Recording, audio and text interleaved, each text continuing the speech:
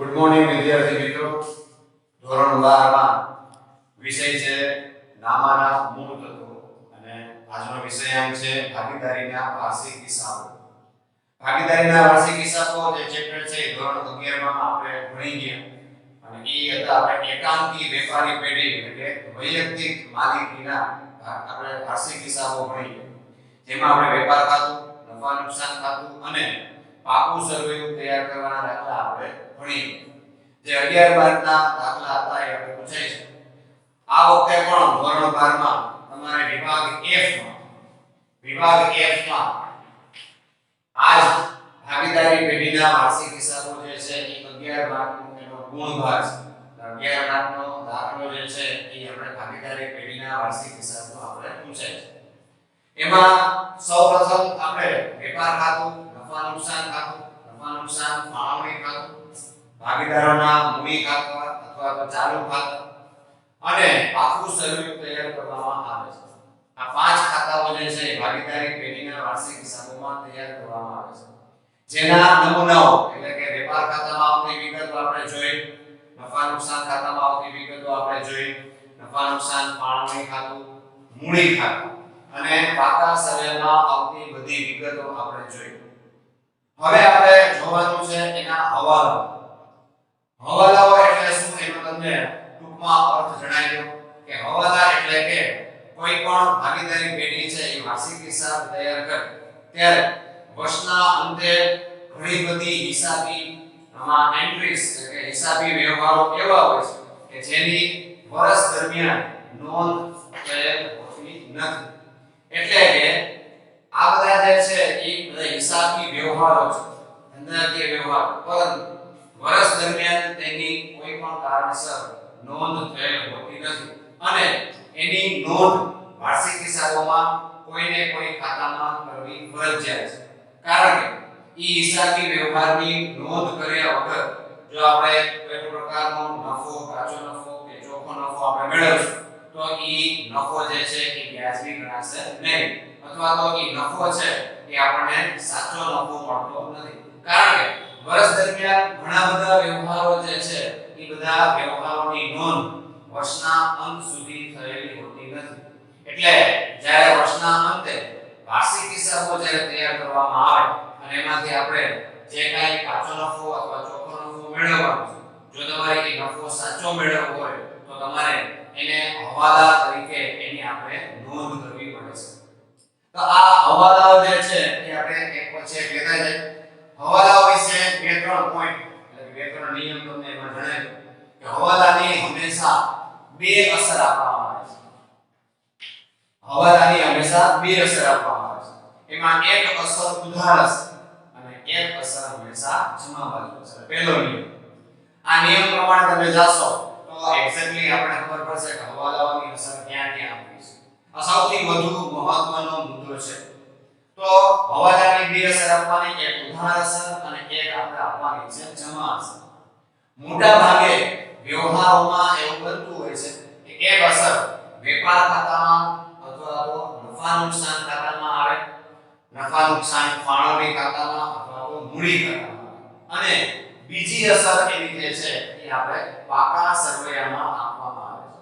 એટલે એક અસર આપણે વેપાર ખાતામાં આવશે, નફા નુકસાન ખાતામાં આવશે, નફા નુકસાન ફાળવણી ખાતામાં આવશે અને ઘણા ભાગીદારોના મૂડી ખાતા અથવા ચાલુ ખાતામાં આપવામાં આવશે. જ્યારે એની બીજી અસર જે છે એ આપણે પાકા સરવૈયામાં આપવામાં આવે છે. ઘણા બધા વ્યવહારો હવાલાઓની અસર એવી પણ હશે કે જે નફા નુકસાન ફાળવણી ખાતામાં અને ભાગીદારોના મૂડી ખાતામાં જ આપવામાં આવે છે.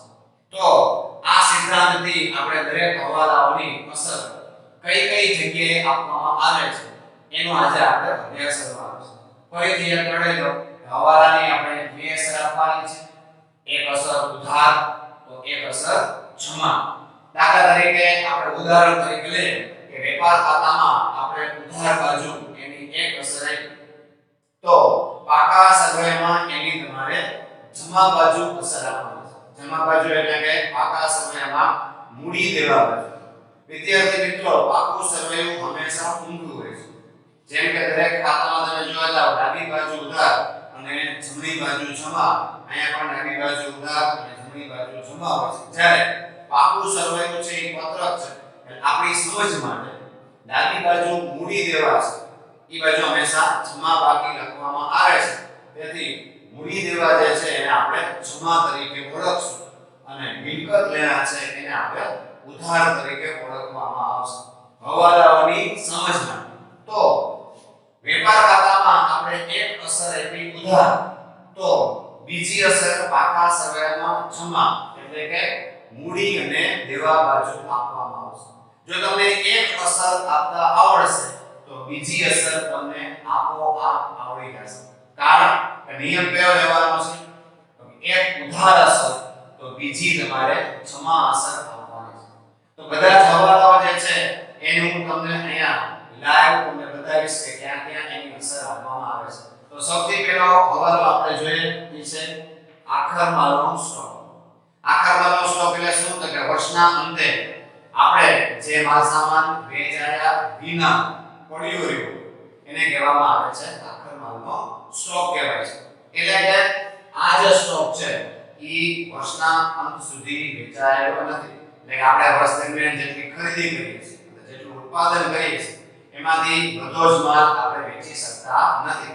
વર્ષના અંતે થોડોક માલ સામાન એવો હોય કે જે વેચાયા વિનાનો પડ્યો રહ્યો છે, એને કહેવામાં આવે છે આખર માલનો સ્ટોક.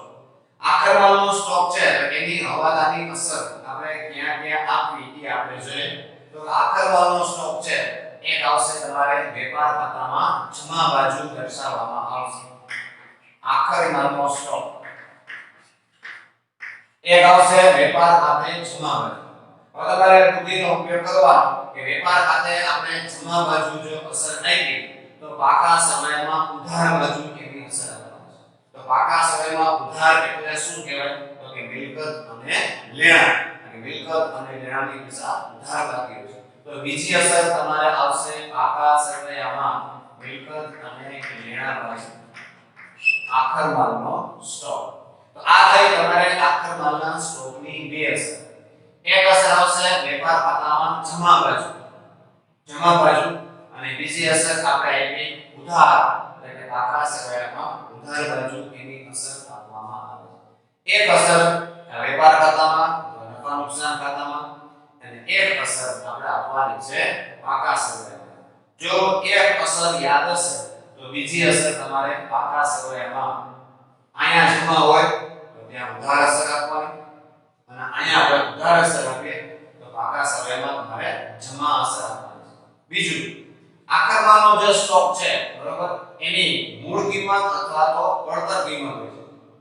જે કિંમતે આપણે ખરીદી કરી હોય બરોબર, એની મૂળ કિંમત.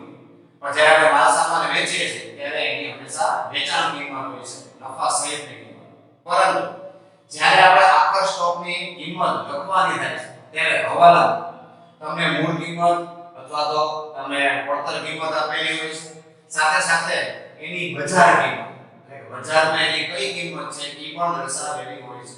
પરંતુ નિયમ એવો છે કે મૂળ કિંમત અથવા બજાર કિંમત, પડતર કિંમત અથવા બજાર કિંમત, બેમાંથી જે કિંમત ઓછી છે તેની જ આપણે નોંધ કરવાની છે.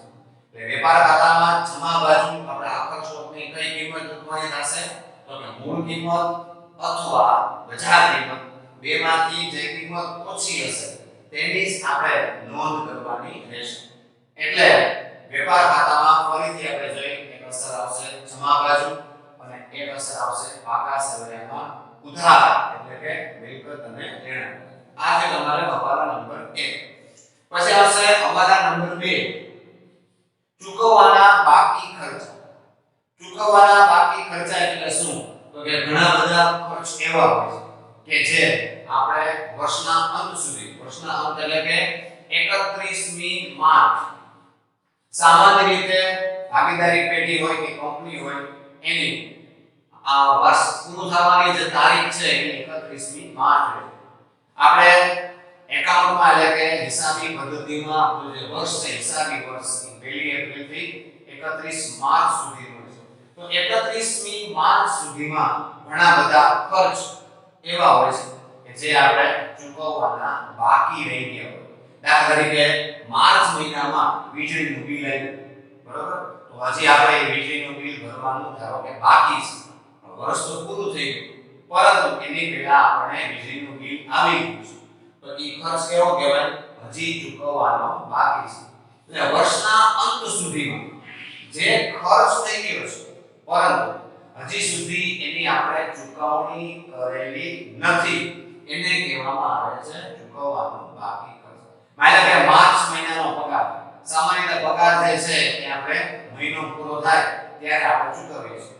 તો માર્ચ મહિનાનો પગાર આપણે એપ્રિલમાં આપવાનો છે, એપ્રિલમાં વર્ષ જે છે એ બદલાઈ જાય છે, એટલે માર્ચ મહિનાનો જે પગાર છે એ તમારે ચૂકવવાનો બાકી રહે છે, તો એને કહેવામાં આવે છે ચૂકવવાનો બાકી ખર્ચ. હવે આ ખર્ચ જે છે એ સામાન્ય રીતે આપણે ક્યાં લખીએ છીએ? તો કે વેપાર ખાતે ઉધાર બાજુ ખરીદીના ખર્ચા આપણે આવે છે, મજૂરી, આવક માલગાડા ભાડું, રેવન્યુ, લેવરેજ. જ્યારે અન્ય ખર્ચા આપણે ક્યાં લખીએ છીએ? તો નફા નુકસાન ખાતે ઉધાર બાજુ. તો આ ખર્ચ કોઈ પણ હોઈ શકે, મજૂરી ચૂકવવાની બાકી હોઈ શકે, પગાર ચૂકવવાનો બાકી હોઈ શકે. તો એની એક અસર આપણે ક્યાં આપવાની? તો કે એની એક અસર આવશે આ વેપાર ખાતે ઉધાર બાજુ અથવા નફા નુકસાન ખાતે ઉધાર બાજુ, જે તે ખર્ચમાં ઉમેરો. દાખલા તરીકે મજૂરી 800 રૂપિયા છે, બરોબર? હવાલામાં લખેલું છે કે 200 રૂપિયા મજૂરી ચૂકવવાની બાકી છે. તો ચૂકવવાની બાકી છે, મજૂરી ખર્ચ થઈ ગયો છે, પરંતુ હજી સુધી ચૂકવેલ નથી, પરંતુ એ ચાલુ વર્ષનો ખર્ચ ગણાય છે, તેથી ઈ જે તે ખર્ચમાં ઉમેરવાનો. મજૂરીમાં તમારે ઈ ખર્ચ ઉમેરવાનો, ચૂકવવાનો બાકી ખર્ચ તરીકે 200 રૂપિયા અને બારની કોલમમાં આવશે ટોટલ 1000 રૂપિયા. એટલે કે 800 રૂપિયાનો ખર્ચ ચૂકવાઈ ગયો, 200 રૂપિયાનો ખર્ચ હજી ચૂકવવાનો બાકી છે, એટલે ટોટલ ખર્ચ કેટલાનો થશે? 1000 રૂપિયા. તો આપણે આ એક અસર આવી. તમે જો વેપાર ખાતામાં કઈ બાજુ અસર આવી? ઉધાર બાજુ અસર આવી. તો આપણો નિયમ છે એક ઉધાર અસર, તો બીજી જમા અસર. જમા એટલે કે પાકા સરવૈયામાં ક્યાં આવશે? મૂડી દેવા બાજુ. તો આની બીજી અસર આવશે પાકા સરવૈયામાં મૂડી દેવા બાજુ. અહીં લખવાનું ચૂકવવાની બાકી મજૂરી રૂપિયા આવશે, એમાં કેટલા? 200 રૂપિયા આવશે. તો ચૂકવવાની બાકી મજૂરી 200 રૂપિયા એ તમારે મજૂરીમાં પ્લસ વેપાર ખાતાની ઉધાર બાજુ. બીજી અસર જમા, જમા એટલે પાકા સરવૈયામાં જમા શું છે? મૂડી અને દેવા. બીજી અસર આવશે ચૂકવવાની બાકી મજૂરી 200. આ રીતે દાખલા તરીકે પગારમાં પણ ખર્ચ બાકી હોય. પગાર ધારો કે 1,10,000 રૂપિયા છે, બરોબર? એ આપણે ચૂકવી દીધો છે. હવાલામાં એવું લખેલું છે કે હજી 10,000 ચૂકવવાનો બાકી છે. તો ચૂકવવાનો બાકી છે એટલે એક અસર આવશે ચૂકવવાનો બાકી પગાર 10,000 રૂપિયા પગારમાં ઉમેરવાનો. એટલે કુલ પગાર 1,20,000. આનો અર્થ એવો થાય કે 1,10,000 પગાર ચૂકવી દીધો ઓલરેડી, અને હજી 10,000 ચૂકવવાનો બાકી છે. કુલ પગાર કેટલો થશે? 1,20,000. તો એક અસર આપણે આવી નફા નુકસાન ખાતામાં ઉધાર બાજુ. તો બીજી અસર જમા, જમા એટલે પાકા સરવૈયામાં મૂડી દેવા બાજુ. અહીંયા તમારે દેવાનો છે ચૂકવવાનો બાકી પગાર કેટલા? તો 10,000. જેટલા વધારાના જેટલા આપણે ઉમેરેલા છે 200 અને 10,000 રૂપિયા, એટલી જ રકમ અહીંયા દર્શાવવાની છે 200 અને 10,000 રૂપિયા. ખાસ યાદ રાખજો, આ કુલ રકમ તમે લખતા નહીં, જેટલી હવાલાની રકમ છે એટલી જ રકમ તમારે અહીંયા દર્શાવવાની છે. તો આ બિલ તમારે ચૂકવવાનો બાકી ખર્ચ વેપાર ખાતે ઉધાર બાજુ અથવા નફા નુકસાન ખાતે ઉધાર બાજુ, જે તે ખર્ચમાં શું કરવાનું? ઉમેરવાનું છે. અને બીજી અસર જમા, પાકા સરવૈયામાં જમા એટલે કે મૂડી દેવા બાજુ. તો આ થયું તમારે હવાલા નંબર 2. પછી આવશે હવાલા નંબર 3. ઈ છે તમારે અગાઉથી ચૂકવેલ ખર્ચ. અગાઉથી ચૂકવેલ ખર્ચ એટલે શું? કયા ઘણા બધા ખર્ચ એવા હોય કે જે આપણે આવતા વર્ષના અમુક સમયનો ચૂકવેલ પગાર જે ખર્ચ જે છે એ આપણે અગાઉથી ચૂકવી દીધો હોય. દાખલા તરીકે ભાડું છે, વીમા પ્રીમિયમ છે, એ આપણે 31 માર્ચ સુધી પણ ચૂકવેલ છે. સાથે સાથે માર્ચ પછીનો સમય એટલે આવતા વર્ષના 2 મહિનાનો કે 3 મહિનાનો કે 6 મહિનાનો ખર્ચ તમે ચાલુ વર્ષે ચૂકવેલ હોય તો એને કહેવામાં આવે છે અગાઉથી ચૂકવેલ ખર્ચ. હવે નિયમ એવો છે વાર્ષિક હિસાબમાં કે આપણે જે પદ્ધતિથી હિસાબ લખીએ છીએ એમાં ચાલુ વર્ષના જ ખર્ચ નોંધી શકાય. આવતા વર્ષનો ખર્ચ ભલે તમે ચૂકવી દીધો પરંતુ આ વર્ષના હિસાબમાં એની નોંધ થતી નથી. આઈ રિપીટ, દ્વિનોંધી નામા પદ્ધતિમાં આપણે વાર્ષિક હિસાબ જે પદ્ધતિથી બનાવી છે વેપારી ધોરણે આપણે બનાવી તો એમાં એવો નિયમ છે કે ચાલુ વર્ષના જ ખર્ચની નોંધ કરવામાં આવે છે. આવતા વર્ષનો ખર્ચ તમે ચૂકવેલ હોય તો પણ ચાલુ વર્ષના હિસાબમાં લેવામાં આવતું નથી. તો એની આપણે હવાલાની અસર કઈ રીતે આપવી?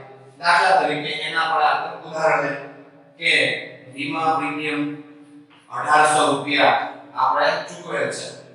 માર્ચ સુધીનું આપણે ટોટલ વીમા પ્રીમિયમ 1800 રૂપિયા ચૂકવ્યું. પણ હવાલામાં એવું લખેલું છે કે આમાંથી 300 રૂપિયાનો વીમા પ્રીમિયમ અગાઉથી ચૂકવેલ છે.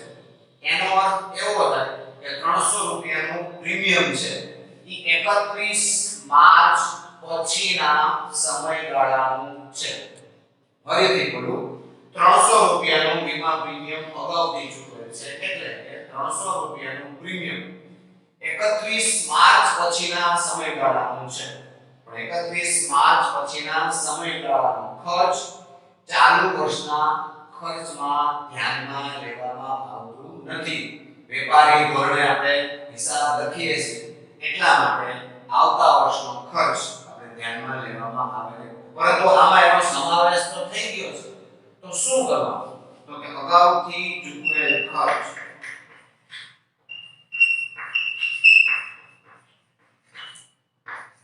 જે તે ખર્ચમાંથી શું કરવામાં આવશે? બાદ કરવામાં આવશે. શું કામ બાદ કરવાની આપણે ખબર હોવી જોઈએ? કારણ કે આવતા વર્ષનો ખર્ચ છે ચાલુ વર્ષના ખર્ચના હિસાબમાં લેવાતું નથી. 300 રૂપિયા બાદ કરી અને 12મી કલમમાં આવશે 1500 રૂપિયા. આને કહેવાય છે અગાઉથી ચૂકવેલ ખર્ચ, જે તે ખર્ચમાંથી બાદ થાય છે. આવો વેપાર ખાતામાં પણ કોઈ ખર્ચમાં એવું બની શકે અગાઉથી ચૂકવેલ હોય તો એમાં પણ આપણે શું કરવાનું રહેશે? બાદ કરવાનું. હવે આ આપણે અહીંયા બાદ કરીએ બરોબર, તો વેપાર ખાતામાં સોરી નફા નુકસાન ખાતામાં ઉધાર બાજુ બાદ કરીએ તો અહીંયા એક એકાઉન્ટમાં આપણે નવું શીખીએ કે ઉધાર બાજુ જ્યારે બાદ કરીએ ત્યારે આપણે જમા અસર આપી કહેવાય. કેવી અસર આપી? આપણે જમા અસર આપી. તો આની આપણે ઉધાર અસર આપવી પડશે. તો ઉધાર અસર આપણે આપવાની થશે પાકા સરવાળામાં. ઉધાર અસર એટલે કઈ બાજુ આવશે? મિલકત અને લેણા બાજુ. એટલે અગાઉથી ચૂકવેલ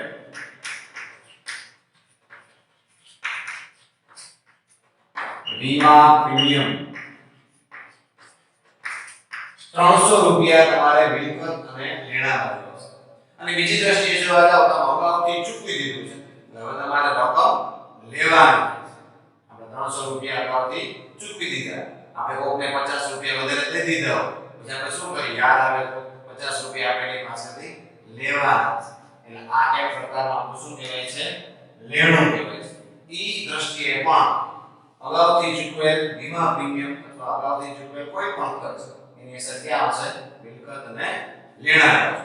એટલે એક અસર આવશે નફા નુકસાન ખાતામાંથી બાદ કરશું અને બીજી અસર આપણું લેણું કહેવાય એટલે આવશે મિલકત અને લેણા બાજુ. તો આ જો તમારે હવાલા નંબર 3. જે રીતે ખર્ચમાં આપણે જોયું કે તે આવકમાં પણ આ રીતે હવાલા છે. મળવાની બાકી આવક કે જે આવક આપણને હજી સુધી મળેલી નથી, બાકી ગઈ છે, એટલે કે આવક ઉપાર્જિત થઈ ગઈ છે પરંતુ હજી સુધી આપણને રોકડમાં મળેલી નથી, એવી આવકને શું કહેવાય છે? મળવાની બાકી આવક કહેવાય છે. હવે આવક જે છે એ સામાન્ય રીતે આપણે ક્યાં લખીએ છીએ? તો નફા નુકસાન ખાતે જમા. દાખલા તરીકે આપણે ઉદાહરણ દ્વારા સમજીએ કે મળેલ વ્યાજ, ધારો કે 800 રૂપિયા વ્યાજ આપણે માર્ચ સુધીમાં મળી ગયું છે રોકડ. હવાલામાં એવું લખ્યું છે કે 200 રૂપિયા હજી વ્યાજ મળવાનું બાકી છે. વ્યાજ હજી મળવાનું બાકી છે. તો મળવાનું બાકી છે એટલે કે શું કરવાનું? તો કે ચાલુ વર્ષનું મળવાનું બાકી છે એટલે ઈ વ્યાજ તમારે ઉમેરવાનું. એટલે લખવાનું મળવાનું બાકી વ્યાજ 200 રૂપિયા, ટોટલ 1000. કુલ વ્યાજ 1000 રૂપિયા છે.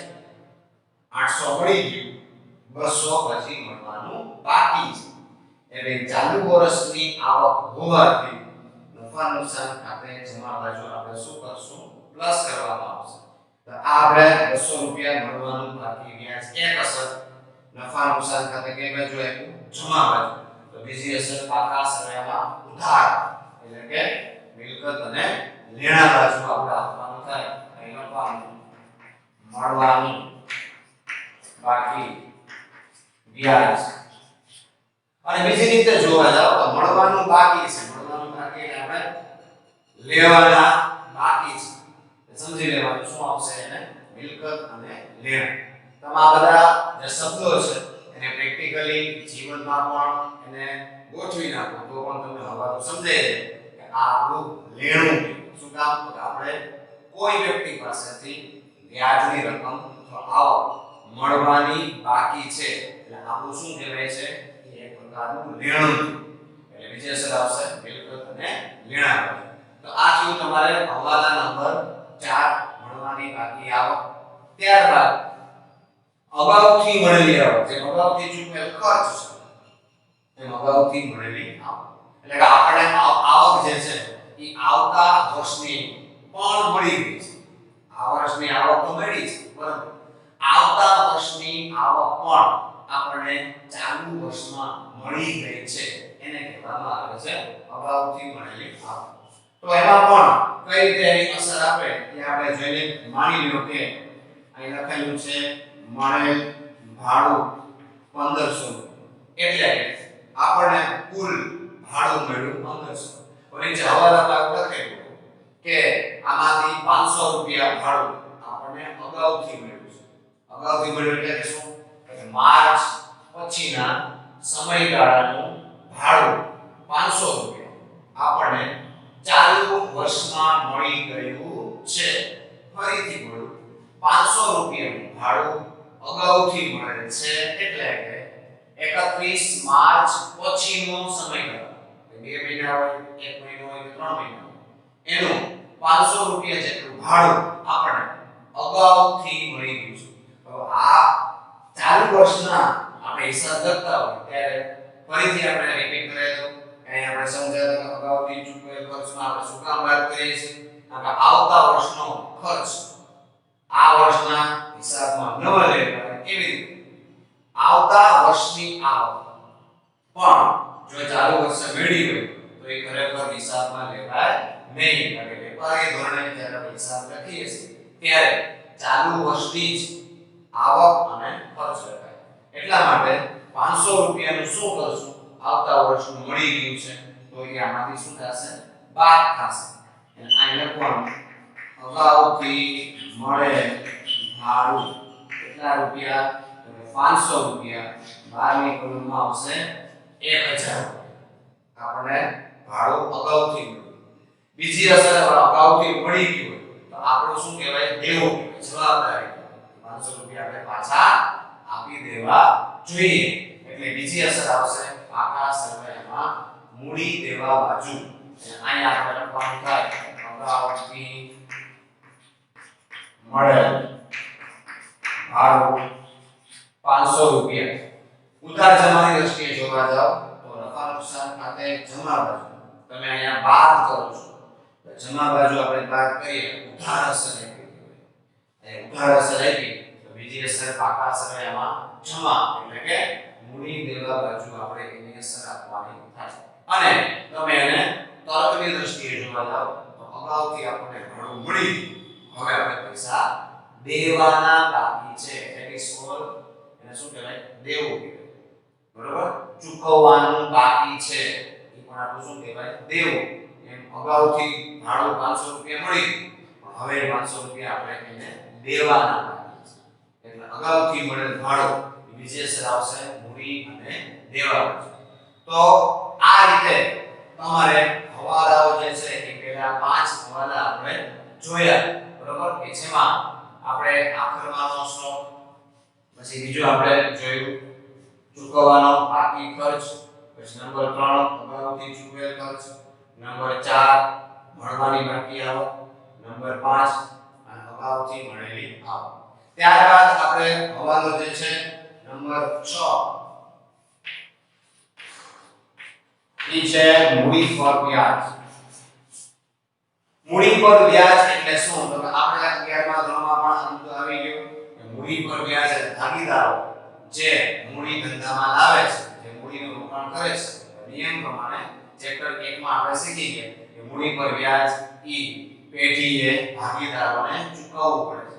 હવે આ હવાલા એવા છે કે 5 6 અને પછીનો જે હવાલો આવે છે નંબર 7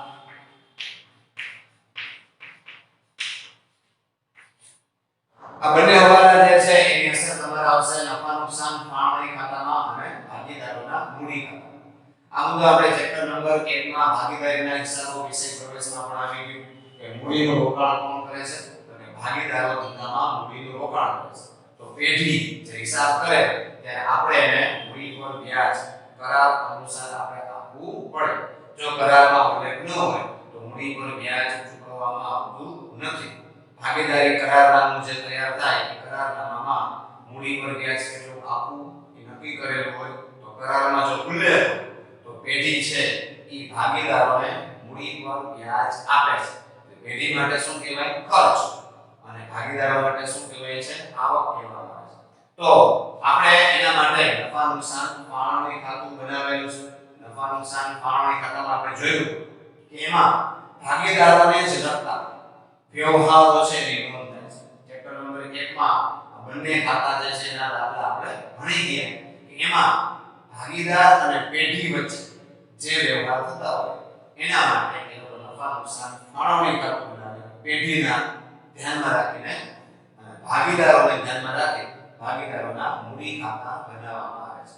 તો મૂડી પર વ્યાજ એ પેઢી માટે શું કહેવાય? ખર્ચ. તો એની એક અસર નફા નુકસાન ફાળવણી ખાતામાં ઉધાર બાજુ આવશે.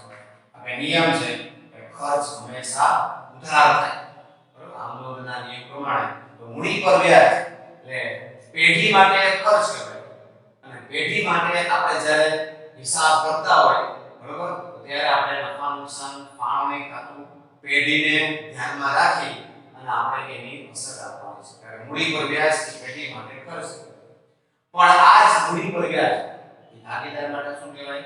આવક. આવક કઈ બાજુ આવશે? જમા. તો એની બીજી અસર મૂડી પર વ્યાજ એ ભાગીદારોના મૂડી ખાતે કઈ બાજુ આવશે? જમા.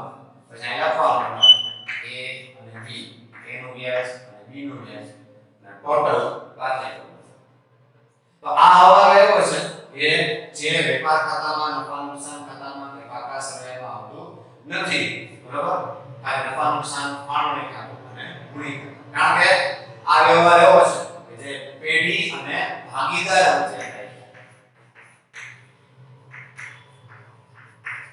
પેઢી અને ભાગીદાર વચ્ચે જે વ્યવહાર થાય છે એના માટે આ બે ખાતા બનાવવામાં આવે છે. તો મૂડી પર વ્યાજ આમાં તમે જો નિયમ પ્રમાણે એક ઉધાર અસર અને એક અસર આપણે આપી જમા. આ તો તમારા દરેક હવાલામાં સનાતન સત્ય છેક સુધી રહેશે. ઉધાર અસર, જમા અસર. મૂડી પર વ્યાજ ઉધાર, તો બીજી અસર અહીંયા આવશે જમા. પછી એના પછીનો હવાલો ચાલે છે, એમાં હવાલો લખે છે ઉપાડ પર વ્યાજ. જે મૂડી પર વ્યાજ પેઢી માટે ખર્ચ કહેવાય, એટલે પેઢી છે ભાગીદારને ચૂકવે છે. એવી રીતે ઉપાડ પર વ્યાજ ભાગીદાર પાસેથી આપણે વસૂલ કરવાનું છે. તો એને ધ્યાનમાં રાખી પેઢી માટે ઉપાડનું વ્યાજ એ આવક કહેવાય છે. તો આવક કઈ બાજુ આવશે? તો કે જમા બાજુ આવશે. એટલે એની એક અસર તમારે આવશે ઉપાડ પર વ્યાજ, A નું જુદું અને B નું જુદું, ટોટલ 12 ની કલમમાં અને ઉપાડ પર વ્યાજ ભાગીદાર માટે ખર્ચ કહેવાય એટલે અહીંયા આવશે મૂડી ખાતામાં ઉધાર બાજુ ઉપાડ પર વ્યાજ એ નું જુદું અને b નું જુદું આ તમે ચોકડી કરી નાખો એટલે યાદ રહી જાય મૂડી પર વ્યાજ ઉપાડ પર વ્યાજ બરાબર નફા નુકસાન ફાળવણી ખાતામાં આવક તરીકે ઉપાડ પર વ્યાજ જમા બાજુ ભાગીદાર માટે ખર્ચ કહેવાય એટલે ભાગીદારના મૂડી ખાતામાં ઉધાર ચાલુ ખાતા હોય તો આ જ બે વસ્તુ તમારે ચાલુ ખાતામાં આવે ચાલુ ખાતામાં મૂડી પર વ્યાજ જમા બાજુ અને ઉપાડ પર વ્યાજ ચાલુ ખાતામાં તમારે આવશે ઉધાર બાજુ બનાવવામાં આવશે તો આજે આપણે આ 7 હવાલાઓની અસર આપણે જોઈ બરાબર જેનો ઉપયોગ આપણે દાખલામાં જે છે કરવાનો છે આ સાથે હવાલા એકદમ ઇમ્પોર્ટન્ટ છે મોટા ભાગે વાર્ષિક પરીક્ષામાં જે હવાલા પૂછાય છે એમાંથી 50% મોટા ભાગના હવાલાઓ જે છે આ 7 હવાલાઓમાંથી આવે છે